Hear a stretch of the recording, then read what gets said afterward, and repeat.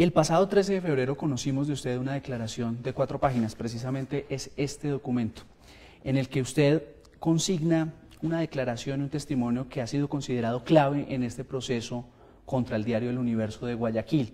En ese documento usted afirma que la sentencia en primera instancia, en este caso, no la escribió el juez Juan Paredes, quien finalmente la firma el 20 de julio del año 2011, sino uno de los abogados del equipo legal del presidente Rafael Correa, Gutenberg Vera. ¿Por qué, jueza, en este momento usted da a conocer esta declaración? ¿Qué es lo que la motivó a que en América Latina y en Ecuador conocieran en este momento, precisamente cuando ya hay un fallo de casación, cuando ya hay ratificada una condena y una multa millonaria para los dueños del Universo? ¿Por qué usted decide dar a conocer esta declaración? No he podido dar antes mi versión del caso por cuanto es ahora que se me ha convocado a través de la prensa a que yo lo haga, y antes no ha habido la oportunidad para hacerlo. En segundo lugar, si he indicado que los abogados del presidente de la República han hecho una sentencia, no lo he hecho. Lo que he indicado expresamente es una conversación que tuvo conmigo el juez que llevaba la causa, Juan Paredes Fernández. Pero, ¿por qué en este momento, cuando estaba a punto la Corte Nacional de Justicia a fallar un recurso de casación y que salió en favor del presidente Rafael Correa, por qué en este momento y no lo hizo antes de la segunda instancia o en el tiempo en el que ocurrió la segunda y el recurso de casación? ¿Por qué se conoce hasta ahora su versión? Hice 2 intentos en darle a conocer esta situación al mismo presidente de la República, Rafael Correa.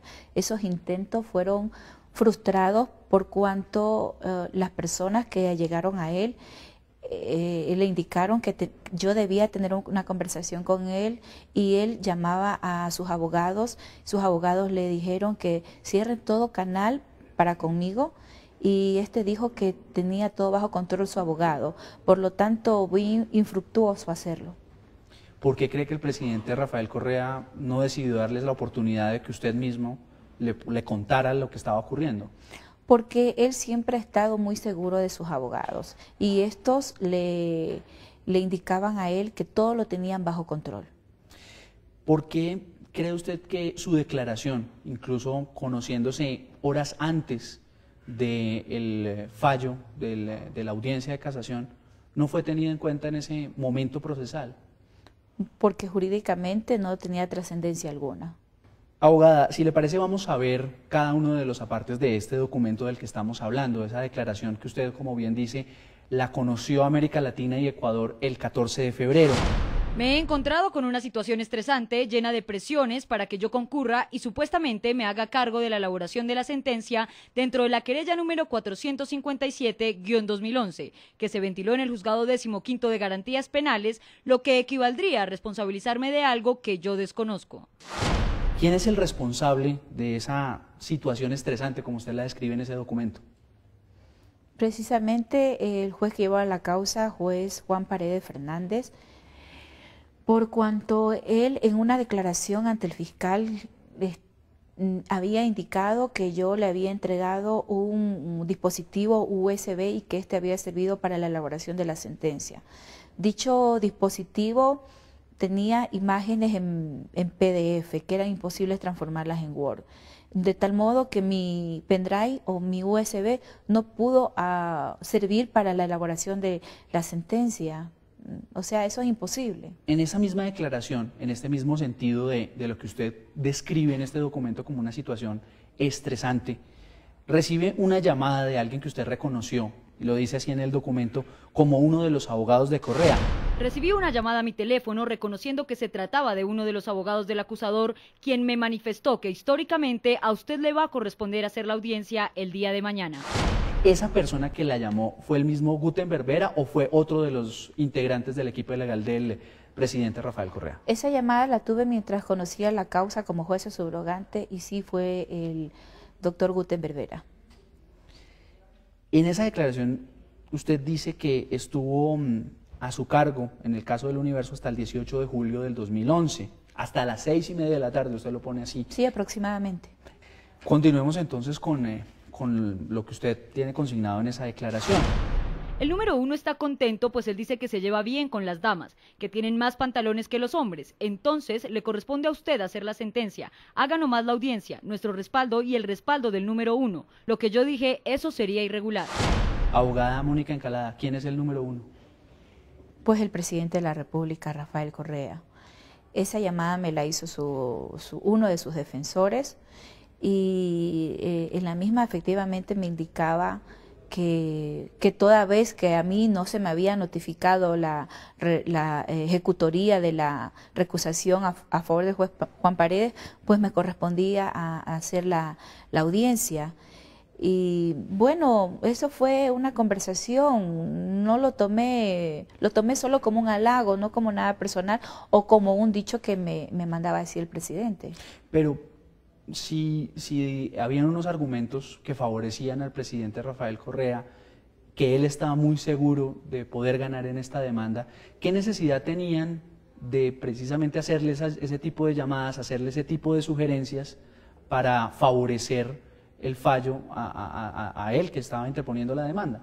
Bueno, ante todo debo indicar que mi actuación como jueza fue totalmente apegada en derecho. No hice nada lo que no conste en las leyes de la República del Ecuador. Y si el presidente de la República tenía todo favorable a él, pues no era de mí el momento oportuno para darlo a saber, pues yo tampoco tenía que emitir un fallo a favor o en contra. Por lo tanto, eso es absoluta responsabilidad de aquel que emitió la sentencia. En otra parte de esta declaración que conocimos en el programa La Noche y que conocieron los medios de comunicación en América Latina, usted habla de la retribución económica que recibiría de atender la sugerencia que le estaban haciendo. Se mandan pagar en sentencia $3 millones por honorarios profesionales para los abogados y él está dispuesto a entregar un 25% en esta instancia a quien haga la audiencia y notificar la sentencia, que será histórica. ¿Quién recibió ese pago finalmente? Si usted no fue la que hizo ni firmó la sentencia, ni hizo la audiencia, ¿quién recibió finalmente ese dinero que se estaba ofreciendo? Eso fue un comentario del juez Juan Paredes de fecha 18 de julio. No lo tomé como una proposición, solo como un comentario. La verdad no le presté asunto porque sabía que de hecho ese era mi último día de intervención. ¿Y qué pasó entonces con esa sugerencia de pago? No, pues yo definitivamente no tenía nada que hacer porque estaba convencida de que no iba a hacer la audiencia, menos la sentencia. ¿Por qué cree, abogada Mónica Encalada, que la defensa del presidente Correa la buscó? ¿Qué encontraron en usted que podría generarles alguna garantía en un momento del proceso? Bueno, desde mi primera intervención en ese caso, yo tomé las pruebas y las despaché conforme la ley me dispone a que yo lo haga. Entonces ellos vieron que de alguna u otra manera había despachado la mayoría de las pruebas a favor del presidente de la República, lo cual no es cierto. Las pruebas antes del juez que me antecedió a mí se habían evacuado en una manera de forma civil, pero yo soy especialista en materia penal y por consiguiente las desarrollé de acuerdo a mi capacidad, de acuerdo a lo que dispone la ley.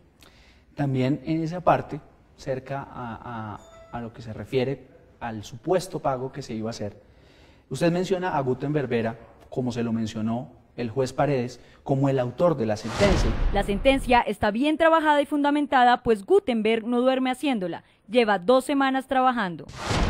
¿Por qué cree entonces que el presidente Rafael Correa tendría la necesidad de que uno de sus abogados pues fuera el redactor de la sentencia, si él iba con unos argumentos que finalmente le dieron la razón en la Corte Nacional de Justicia en Ecuador? No creo que definitivamente esto haya sido de total conocimiento del presidente de la República.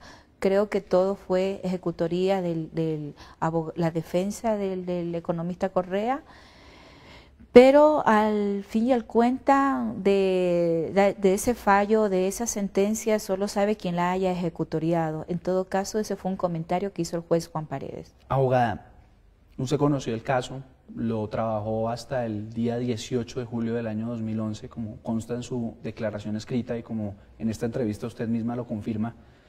Si hubiera tenido la oportunidad de fallar en esa primera instancia, ¿cuál habría sido su decisión en derecho? Definitivamente, en la llamada que me hizo en la defensa del presidente de la República, al indicarme que me correspondía a mí hacer la audiencia, le manifesté, no puedo hacer la audiencia porque ya hay una recusación que es de conocimiento público y además, en caso de hacerla, pues esto sería nulo y de nulidad absoluta. Eso se lo di a conocer a él. Muchos profesionales del derecho también deben compartir esa opinión como usted, Sí. Pero finalmente en la Corte Nacional de Justicia no fue así. ¿Por qué no se tomaron en consideración ese tipo de argumentos? Bueno, los fallos de la Corte Nacional y de los demás jueces de Ecuador son responsabilidad solo de él. Yo vuelvo y le repito, puedo hablar ahora desde mi perspectiva como abogada en el libre ejercicio profesional.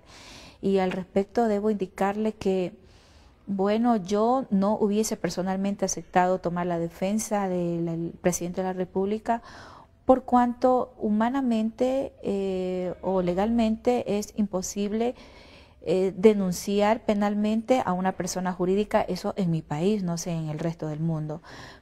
Creo que solamente en España sí se puede denunciar a una persona jurídica, pero penalmente en Ecuador no existe jurisprudencia, no existe jurisprudencia al respecto. El objeto de la demanda del presidente Rafael Correa es una columna de opinión de un periodista, Emilio Palacio, en el diario El Universo. ¿Usted cree que en esa columna, como lo afirma la defensa del presidente y como quedó ratificado en la Corte Nacional de Justicia, se cometió injuria y calumnia? Personalmente pienso que sí, pero que esto no debió sufrir las consecuencias ni sus directivos ni el diario en sí. Cada quien responde por sus hechos específicos. Abogada Mónica Encalada, usted entregó esta declaración al fiscal que está llevando también un proceso paralelo al del Universo por prevaricato y por falsedad ideológica en el caso, en la persona del juez Juan Paredes, y se considera clave, por lo menos así lo han considerado los medios de comunicación, lo que usted dice en ese documento. Pero el fiscal en las últimas horas dice que esa declaración no es válida porque no se presentó directamente ante su despacho para ofrecerla. ¿Usted piensa volver al Ecuador para, de alguna manera, darle la legalidad a lo que está pidiendo el fiscal Galiardo, o por el contrario van a buscar otras medidas para que esa declaración suya sí sea válida en el proceso? Bueno, debo indicar tres aspectos. El primero, que efectivamente el juez provincial ha dicho que no tiene validez jurídicamente, de acuerdo a lo que dispone el Código de Procedimiento Penal. Las declaraciones que son dadas ante la Fiscalía son en persona, pero en todo caso es el fiscal el dueño de la investigación. Es a él a quien le corresponde llegar a una verdad que en lo absoluto él debe de buscar y encontrar. Pienso que existen indicios y que si él no los quiere ver es problema de él. Además de esto, ¿cómo puede tener duda mi versión si es público y notorio y consta en el proceso que él tiene en su investigación que yo he sido jueza del caso? O sea, no he estado fuera, no estoy inventando absolutamente nada. He dicho una conversación que tuve con el juez temporal Juan Paredes, sabe él que es verdad, saben sus abogados que es totalmente cierto. Y si voy a recurrir a fin y al cuenta para que esto quede definitivamente en el expediente que lleva el fiscal, pues al momento no cuento con las garantías suficientes para hacerlo. Todo el sistema actualmente estatal es controlado por el gobierno de Rafael Correa y es precisamente el fiscal provincial del Guayas, que también es coidiario con el presidente Correa. Él y toda su familia han tenido puestos públicos en este gobierno actual y él se ha declarado públicamente amigo del presidente.